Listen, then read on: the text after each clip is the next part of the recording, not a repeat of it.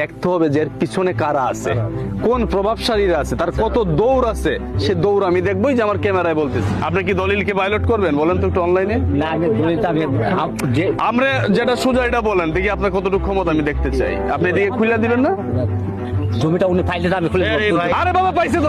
এখানে স্পষ্ট আমরা ক্লিয়ার পেয়েছি, এখানে যে কাগজগুলা দলিলগুলা পেয়েছি, দলিলে এই জায়গাটা উন্মুক্ত থাকবে রাস্তা।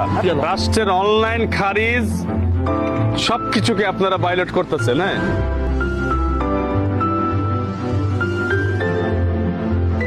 আমি আজকে অবস্থান করছি ঠাকুরগাঁও জেলার হরিপুর থানার অন্তর্ভুক্ত এই জায়গাটির নাম হচ্ছে বাতুরিয়া গ্রাম। ঝামেলা ছিল, সে ওইখানে গিয়ে কোর্টে গিয়ে লিখিত দিয়ে যেটা করবে না, তারপরে সে এই কোন সাহস এটা করে, তার পিছনে কারা? কি এটা ভাবলেন না? কারণ সেখানে 400 জমি রাস্তা করার পর তারপর তারা বাড়ি করছে, বাড়ি তো আগে করে নাই। এখন খুলেন, যান খুলেন, যান খুলেন গেটে। এইটা পাইছে না, আপনি এটা খুলে আসেন, যান।